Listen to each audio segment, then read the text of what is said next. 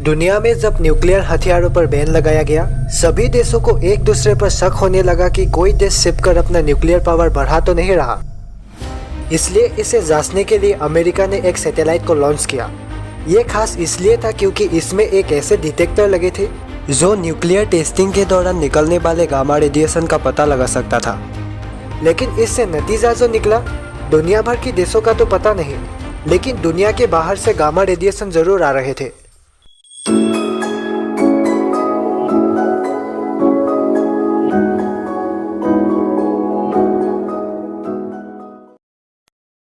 अब स्पेस में जाकर कोई न्यूक्लियर टेस्टिंग तो नहीं कर सकता। वैज्ञानिकों को समझ में नहीं आया कि यह गामा किरणें आ कहां से रहा था। इस खतरे के बारे में जांच करने के लिए European organisation for nuclear research की एक लैब में रिसर्च चलाया गया।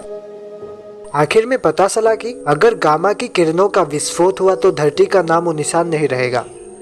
वैसे गामा किरणें अंतरिक्ष में निकलने वाली वो तेज फ्लैश या रोशनी होती है जो ब्रह्मांड में मौजूद सबसे ज्यादा एनर्जी वाले इलेक्ट्रोमैग्नेटिक विस्फोट होता है। तो गामा यूनिवर्स की ज्यादातर ऊर्जा वाली लाइट की किरणें हैं। हम अपनी आंखों से जो लाइट देख सकते हैं, गामा की किरणों में उससे भी 1 अरब गुना ज्यादा एनर्जी होती है। यह ब्रह्मांड में सबसे गर्म और सबसे ऊर्जावान चीजों से बना है।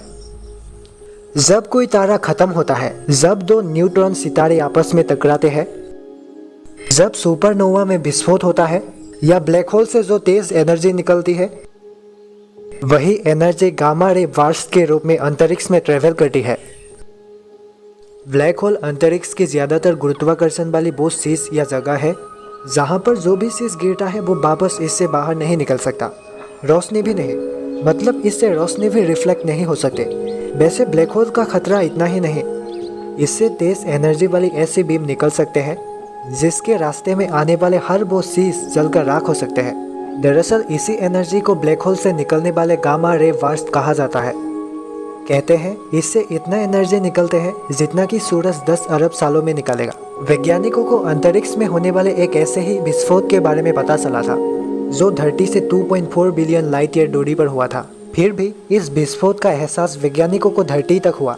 शुरुआत में वैज्ञानिकों को लगा ये विस्फोट इतना तेज इसलिए है क्योंकि ये कहीं नज़दीकी सोर्सेज से ही पैदा हुआ होगा। लेकिन जब इसके सिग्नल का एनालाइज किया तो पता चला कि ये विस्फोट 2.4 बिलियन लाइट ईयर्स दूरी पर हुआ था। अगर ये विस्फोट नज़दीक हुआ होता तो धरती पर तबाही मच जाती।